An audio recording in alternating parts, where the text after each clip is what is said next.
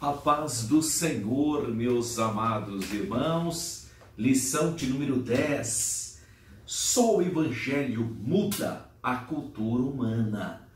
Dia 8 de março de 2020, e o nosso textual está em 1 Tessalonicenses, capítulo 1, versículo 9, que diz: porque eles mesmos anunciam de nós qual a entrada que tivemos para convosco, e como dos ídolos vos convertestes a Deus, para servir ao Deus vivo e verdadeiro. Graças a Deus.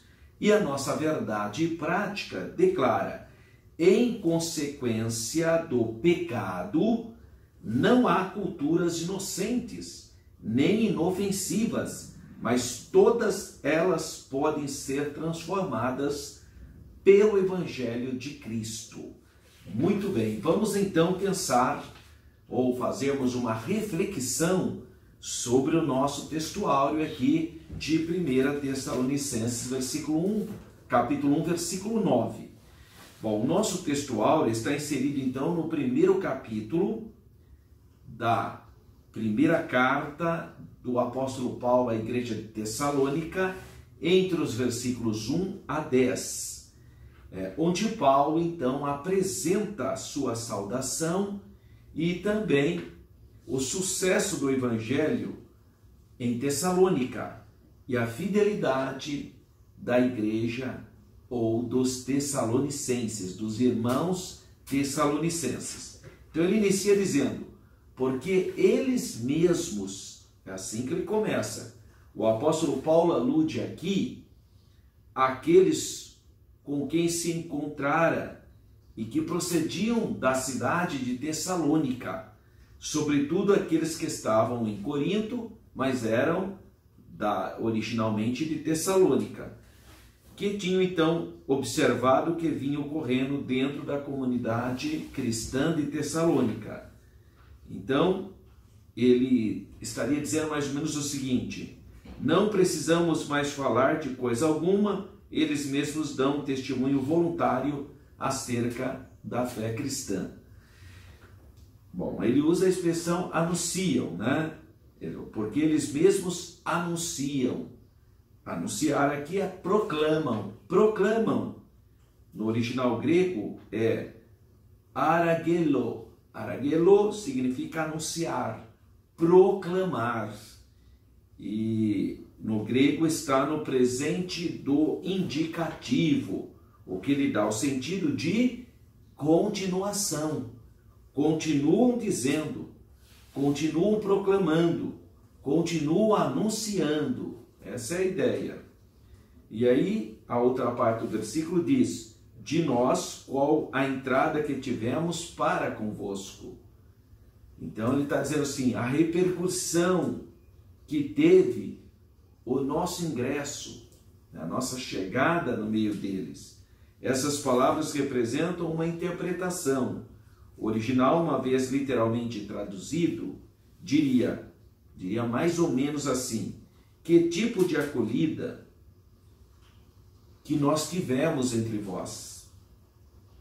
As traduções inglesas usam a expressão realmente acolhimento, né?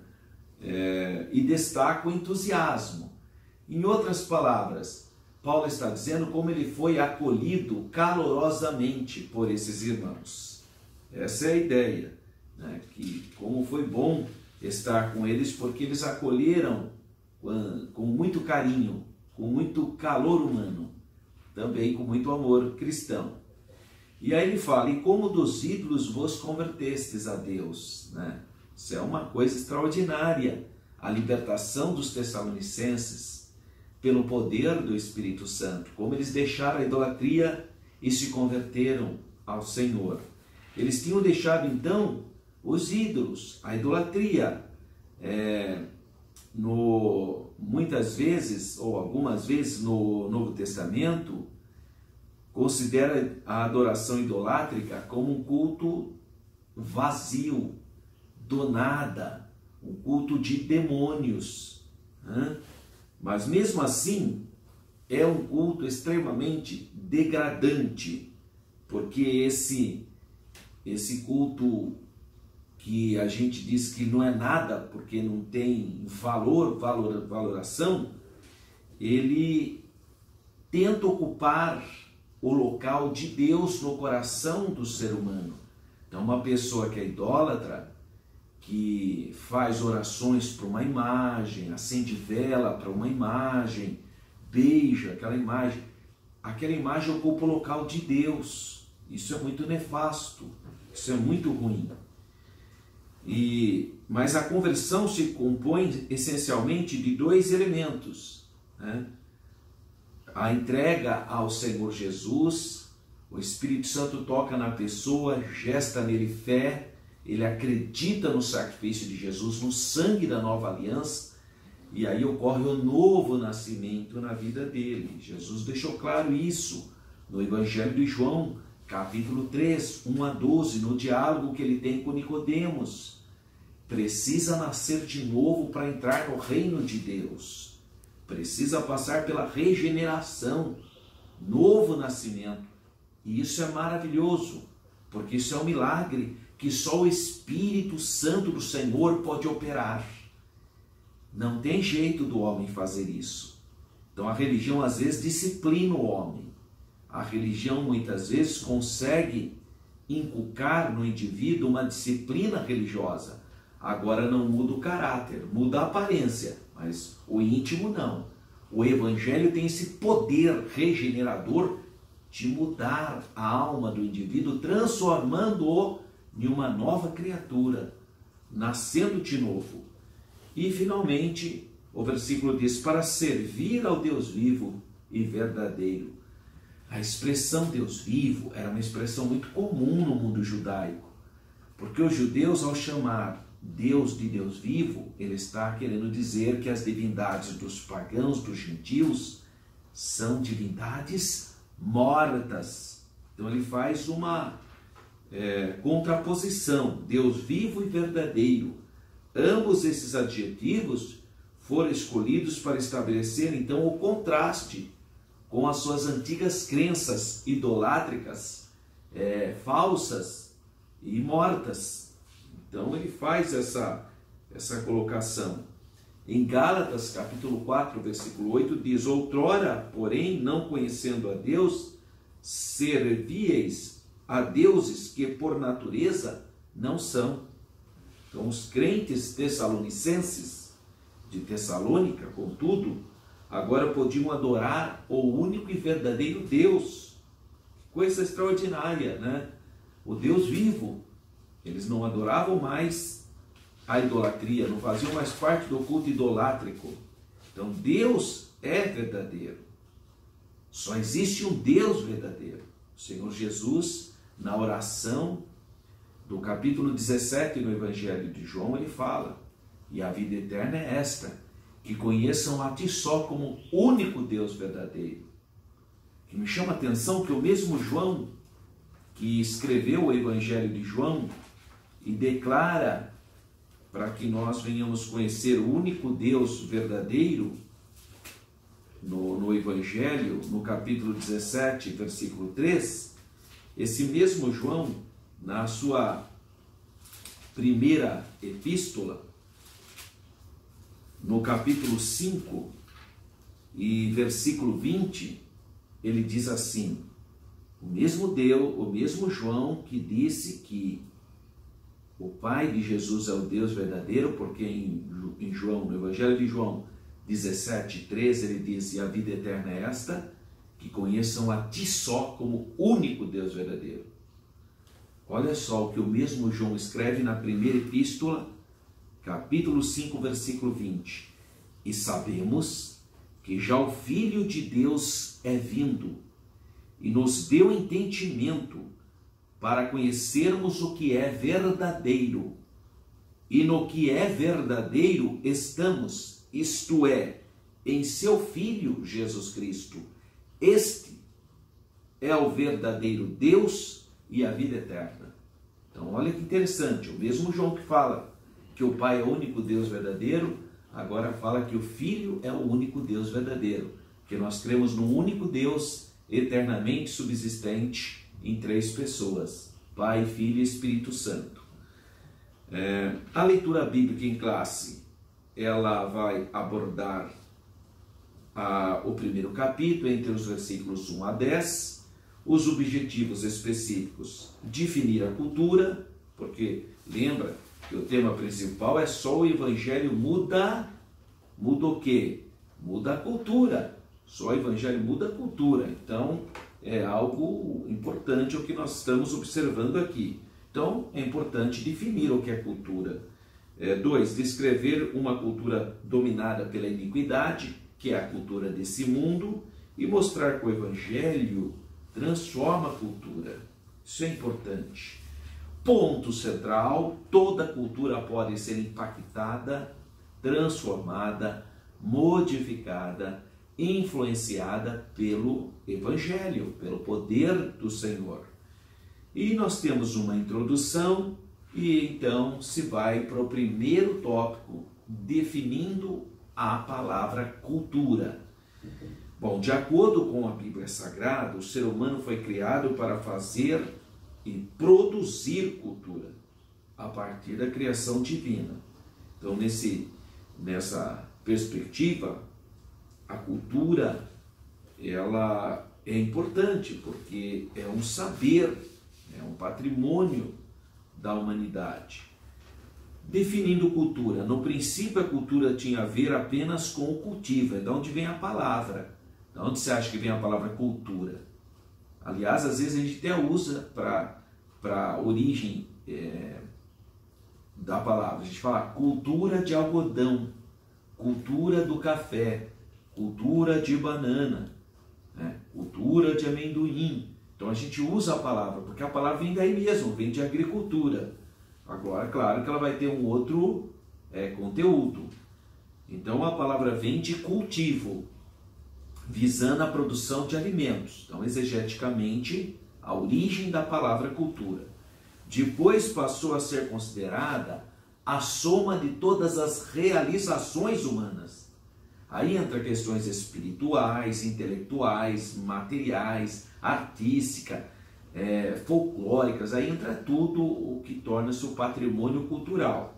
Semelhante tarefa foi considerada enfadonha por Salomão. Salomão, em Eclesiastes, capítulo 1, versículo 1 a 13, ele vai falar sobre isso. Então, olha que interessante, aqui em Eclesiastes, o rei Salomão acaba fazendo uns apontamentos, dizendo que são coisas que cansam, né? Na verdade, é um patrimônio do ser humano, né? E para uma pessoa muito intelectual, como era o rei Salomão, olha só o que ele vai dizer aqui, no capítulo, em Eclesiastes, capítulo 1. Ele diz assim, vamos ler os versículos aqui sugestionados, que é 1 a 13. Palavras do pregador, filho de Davi, rei de Jerusalém. Olha só, vaidade de vaidades, diz o pregador. Vaidade de vaidades é tudo vaidade. Que vantagem tem o homem de todo o seu trabalho que ele faz debaixo do sol? Uma geração vai e outra geração vem, mas a terra para sempre permanece. E nasce o sol, e põe-se o sol, e volta ao seu lugar de onde nasceu. O vento vai para o sul e faz o seu giro para o norte. Continuamente vai girando o vento e volta fazendo os seus circuitos. Todos os ribeiros vão para o mar, e contudo o mar não se enche. Para o lugar para onde os ribeiros vão, para aí tornarem eles a ir. Todas essas coisas se cansam, tanto que ninguém o pode declarar. Os olhos não se fartam de ver, nem os ouvidos de ouvir. O que foi, isso é o que há de ser. E o que se fez, isso se tornará a fazer. de modo que nada há novo debaixo do sol. Há alguma coisa de que se possa dizer: vê, isto é novo? Já foi nos séculos passados, que foram antes de nós. Já não há lembrança das coisas que precederam e das coisas que hão de ser. Também delas não haverá lembrança nos que hão de vir depois. Eu, pregador, fui rei sobre Israel em Jerusalém, e apliquei o meu coração a esquadrinhar e a informar-me com sabedoria de tudo quanto sucede debaixo do sol. Está enfadonha essa enfadonha ocupação deu Deus aos filhos dos homens, para nela os exercitar. Então, interessante aqui o rei Salomão dizer que essa reflexão acaba nos cansando apenas. Mas a cultura pode ser definida também pela maneira como uma nação encara as demandas e reivindicações divinas. Então, na verdade, uma definição secular de cultura é todo o patrimônio de um povo, que faz a sua própria identidade. Pode ser língua, seu folclore, suas tradições, seu alimento. Tudo isso é chamado de tradição cultural. 2. Cultura dos gentios. Por haverem perdido o verdadeiro conhecimento do Deus vivo, que lhes havia transmitido através do patriarca Noé, logo após o dilúvio, os seres humanos passaram a adorar a criatura no lugar do Criador. Isso a gente vê logo no início da carta do apóstolo Paulo aos Romanos. A partir daí, puseram-se a imaginar coisas vãs e soberbas. Quase todas as culturas pagãs, infelizmente, elas se contaminaram de uma perspectiva de impurezas assim assustadoras, umas extremamente pervertidas. Você pega os cultos idolátricos de Canaã, são extremamente pervertidos, vai parar na sagrada prostituição. Você pega os cultos idolátricos da América pré-colombiana, se deu ao sacrifício de pessoas, sacrifícios humanos, oferecendo o coração pulsante das suas vítimas ao Deus Sol. Então veja que degradação moral levaram essas tradições culturais. A partir daí, então, puseram-se a imaginar coisas vãs e soberbas. Hoje, a antropologia cultural vê como meros fenômenos sociológicos e culturais. O que ela vê como meros fenômenos sociológicos e culturais? A prostituição, o uso de algum tipo de drogas, homicídio, a corrupção. A antropologia acha normal que os índios enterrem uma criança que nasce com defeito. Ela vai até justificar. É lamentável isso, né? Então são esses estudos que acabam acolhendo práticas pecaminosas, práticas que deploram a humanidade do indivíduo. E eles falam, mas isso é uma tradição cultural, isso aí por exemplo, a perversidade na circuncisão feminina, que mutilam a mulher. Mas isso é uma tradição, né? Fazer o quê? É assim mesmo. Não pode. Então, o cristianismo, ele vai tirar isso, vai tirar coisas negativas da cultura.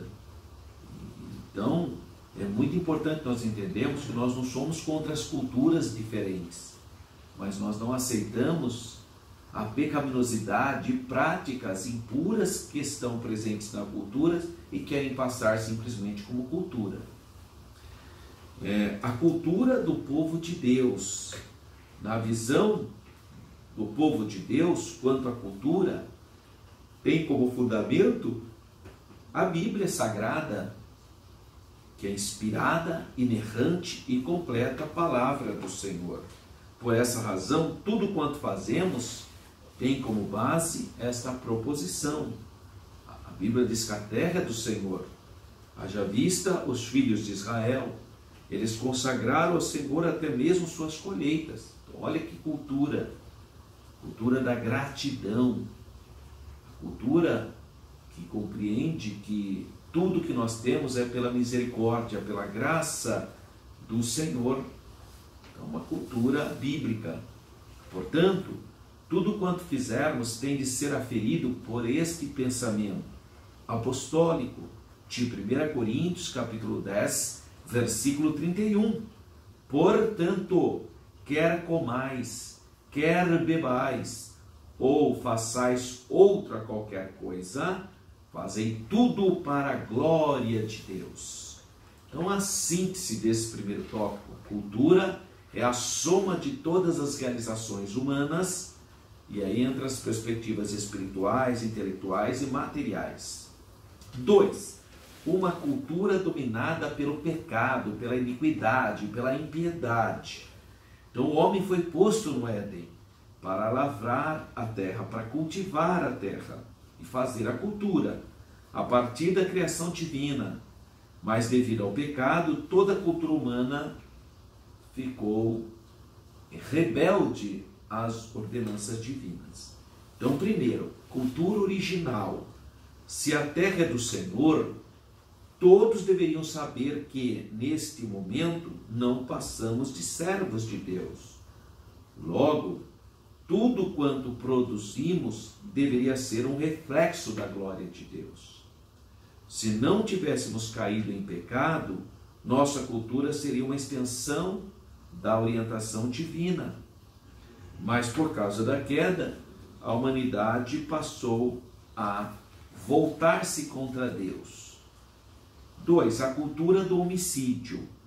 Como resultado da apostasia de Adão, o homicídio é rapidamente incorporado à cultura da humanidade. Então veja o que Lameque vai dizer. Ouçam-os, né? Ele vai dizer que ele matou 2 homens. Então ele vai escrever esse poema que foi registrado aqui em Gênesis, no capítulo 4, falando para suas mulheres, e aí já mostra a poligamia. Capítulo 4, versículo 23, ele diz: E disse Lameque às suas mulheres: Hade Zilá, ouve a minha voz, vós mulheres de Lameque, escutai o meu dito, porque eu matei um varão por me ferir, e um jovem por me pisar. Olha a cultura do assassinato, né? Coisa feia. Os heróis, então, dessa época, eram vilões, na verdade. Os que foram pessoas que matavam, pessoas que impunham a sua vontade, às vezes até numa perspectiva já da escravidão. Hoje vemos aqueles dias replicarem-se em todos os segmentos sociais.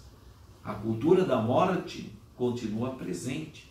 Existe nas TVs fechadas um programa chamado Discovery Investigation e mostra milhares de crimes, os mais absurdos em todas as sociedades, mas ali foca bastante a sociedade norte-americana, porque nós infelizmente vivemos nessa cultura homicida. 3.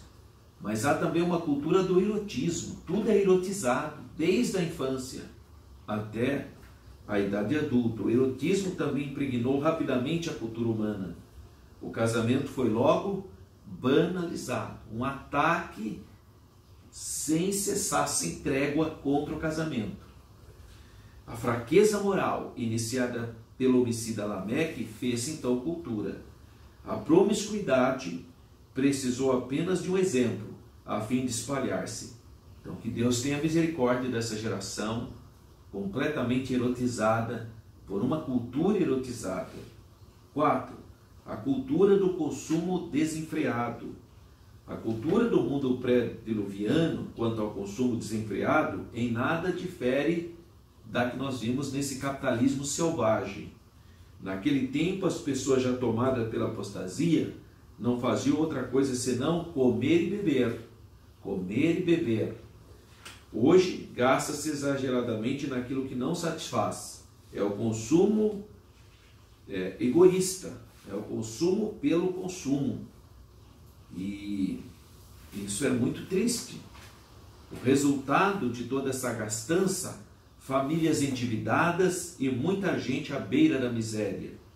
Então nós temos que ser extremamente prudentes para não cair nessa armadilha do consumismo. Então, síntese do tópico 2. O homem foi feito para lavrar a terra e fazer a cultura, mas por causa do pecado, a cultura humana pôs-se contra Deus, rebelou-se contra Deus. O pecado, faz isso. E 3, o Evangelho, o poder de Deus, transforma a cultura. Jesus nasceu num contexto cultural. Nenhum homem é capaz de viver à parte de uma cultura. Somos seres culturais. Nós, como seres humanos, nós somos seres culturais.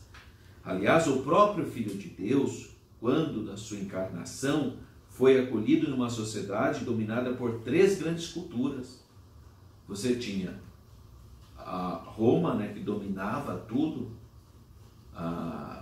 de maneira militar, a Grécia, que dominava na perspectiva cultural, filosófica, e os judeus, onde Jesus nasceu, porque Jesus nasceu em Belém de Judá.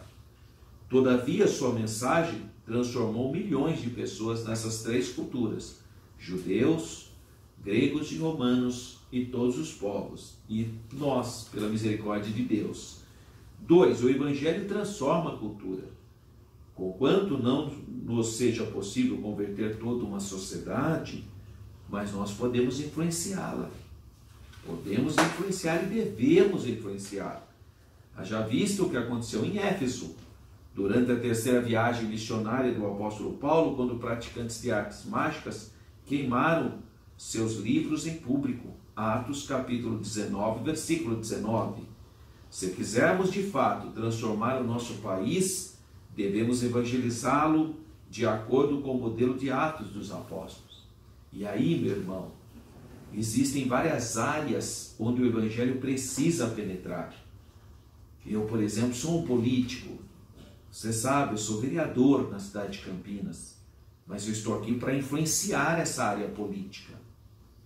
Mas eu também era professor antes de ser vereador. Eu estava ali para influenciar a área da educação. Você, um trabalhador, não importa se é da iniciativa privada, da iniciativa pública, você deve influenciar o espaço do seu trabalho. Eu sou um médico, então você vai influenciar aquele ambiente, porque o Evangelho influencia, mesmo tendo a maioria das pessoas não serem cristãs, não nascerem de novo, não terem essa postura abençoadora que o Evangelho traz, mas nós podemos influenciar com o nosso exemplo, o nosso comportamento, com a nossa linguagem, com a nossa postura. Então é importante você saber, existem vários aspectos que a Igreja do Senhor pode influenciar. Você vê a Igreja Assembleia de Deus de Campinas, ela faz um trabalho de doação de sangue extraordinário. A revolução do amor é um impacto na sociedade, porque quem ama doa, não é? Então a gente faz aquela campanha de doação de sangue extraordinária. No mês de outubro, teve o Outubro Rosa, teve aquele ônibus para as irmãs fazerem exames na igreja, ficou 2 semanas incentivado. Então são maneiras de influenciarmos a sociedade. Você vê só o trabalho de assistência social que os nossos irmãos fazem. A minha classe de escola dominical, família cristã, todo domingo a gente incentiva os irmãos a trazerem 1 quilo de alimento não perecível para ajudar. Então imagina a influência que nós temos em atender as pessoas menos privilegiadas. Então, nós temos muitas maneiras de influenciar a sociedade. Nós não podemos ficar indiferente. Então nós levamos a palavra, que é o poder de Deus, mas também podemos impactar a sociedade. E a sociedade deve ser impactada na área da educação, na área da família, nas mídias sociais, as mídias, isso é muito importante, nas áreas tecnológicas, as novas tecnologias, né? Então, nós temos vários segmentos para fazer o trabalho de Deus e influenciar o nosso país. Então, nós precisamos entender isso. Nós podemos transformar e influenciar. 3. Os crentes de Corinto, um exemplo da influência do Evangelho. Corinto era a capital da província da Acaia, não era Atenas. Hoje a capital da Grécia é Atenas. Na época era Corinto, porto muito importante, mas era uma das cidades mais promíscuas que existia e centro irradiador da chamada sagrada prostituição. Olha que coisa horrorosa. E não obstante a isso, o apóstolo Paulo levou a pregação e muita gente se converteu. Não é assim hoje também? O Brasil, pelo menos em 1910, era um país que as pessoas morriam devido à bebida, à aguardente e o tabaco. Um país que era escravo do tabaco e da aguardente. Até na década de 50, depois que o governo começou a fazer campanhas contra o tabaco, contra a bebida alcoólica, que houve muitas mudanças. Mas quando a Assembleia de Deus chegou em Belém do Pará, os primeiros missionários, Gunnar Wingre e Daniel Berg, eles encontraram o quê? Uma miserabilidade sem precedente no porto de Belém. Pessoas caídas na rua por causa da aguardente, da pinga, né? Pessoas completamente dominadas pelo fumo. E aí eles vieram com o poder pentecostal pregando, milhares de pessoas se converteram, foram libertas da bebida, libertas do tabaco. Hoje você tem uma igreja, 12 ou 15, 18 milhões de pessoas, membros da Assembleia de Deus. A Assembleia de Deus continua pregando contra a aguardente, contra a bebida alcoólica, contra o tabaco, porque o poder de Deus impactua a sociedade. Então nós estamos influenciando uma cultura, porque era normal as pessoas darem bebida até para as crianças, dar cigarro para as crianças. Essa era a cultura do brasileiro. Mas a igreja cristã veio para quebrar isso, libertar os povos dessa cultura nefasta, da bebida e do cigarro. Olha que bênção, né, meus irmãos? Então, apesar dos graves problemas que a igreja de Corinto tinha, mas ela tinha também os dons espirituais, ela tinha um lado muitíssimo positivo. O mais importante, porém, é que os seus membros antes eram escravizados por Satanás, agora eles são chamados de santos em Jesus Cristo. Olha lá como Paulo fala no início da epístola, são santos, chamados santos, porque foram impactados, suas culturas foram profundamente impactadas pelo Evangelho. Então a síntese do tópico 3, o Evangelho pode transformar a cultura. O Evangelho pode transformar a cultura dominada pela iniquidade, dominada pela corrupção, dominada pelo tabaco, dominada pelo alcoolismo, dominada pela prostituição. O Evangelho vem e transforma, impactua essa cultura. Considerações finais. A cultura atual em nada difere daquela pré-diluviana ou mesmo na época de Paulo, o mundo que Paulo encontrou. No entanto, podemos influenciá-la através da pregação do Evangelho. Olha que coisa. Então, o Evangelho é o poder de Deus. O Evangelho é o poder de Deus, né, meus irmãos? Então, se levarmos a sério a promessa de Atos, capítulo 1, versículo 8, né? Se nós realmente compreendermos e levarmos a sério essa mensagem gloriosa de Atos, que é o poder, é o Evangelho com poder, é um Evangelho que modifica, né? Se levarmos a sério e sermos testemunhas, olha só, mas recebereis a virtude do Espírito Santo, o poder, e sereis testemunhas, tanto em Jerusalém como em Judeia, Samaria e até os confins da terra.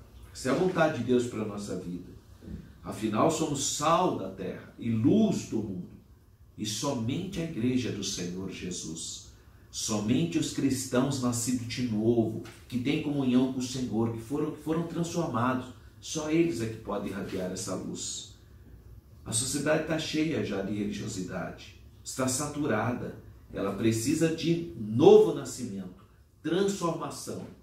Então não podemos transformar a cultura da sociedade atual como fez o apóstolo Paulo se nós ficarmos indiferentes. Mas nós podemos transformá-la se nós orarmos, se o meu povo que chama pelo meu nome se consagrar, jejuar, clamar, se humilhar, o Senhor entrará com providência. Então nós temos que fazer algo pelo nosso país, nós temos que orar pelo Brasil, orar pelas autoridades, orar pela educação, orar pelo trabalho, orar pelo país, pela gestão pública, para que realmente nossos gestores sejam impactados pelo poder do Senhor. Que Deus continue abençoando a sua vida. E eu quero te convidar, você que é da região de Campinas, né? Região metropolitana de Campinas, são 19 cidades. Mas se você for de São Paulo ou de outras cidades, como Jundiaí, local próximo, e quiser participar da nossa aula de formação continuada para professores de escola bíblica dominical, você é o nosso convidado. Eu trabalho com a classe de adultos, mas tem também a classe para jovens. O nosso querido irmão Jerônimo e o pastor Isaías Queiroz trabalham com os jovens, né? E então você que é professor de jovem pode vir para a nossa aula de capacitação, que você vai ter uma aula direcionada para você chegar na sala de aula preparado, apto para ensinar com segurança, né? Então tá aí o nosso convite. Você que é professor de adulto, você fica comigo, eu vou estar lá ministrando, dando material pedagógico, dando instrumentos, a capacitação, e o pastor Isaías com o irmão Jerônimo estará trabalhando com os jovens e adultos. Todo sábado, das 16 às 17h30. Você é o nosso convidado, você não vai pagar nada, é gratuitosamente esse curso. É o nosso pastor Paulo Freire, pastor presidente, pastor Paulo Freire Costa, investindo nos obreiros, investindo nas pessoas. Então, meu irmão, você que está me ouvindo, se você quiser participar dessa aula, mesmo que você não for professor e quiser participar, você será muito bem-vindo. Todo sábado, a partir das 16 horas, na sala da Esterdec, na Assembleia de Deus de Campinas, Rua Pastor Cícero Canuto de Lima, número 160, Parque Itália, Campinas, São Paulo. E para encerrarmos, o convite para você, se você tiver condições econômicas, venha fazer uma viagem para Israel comigo.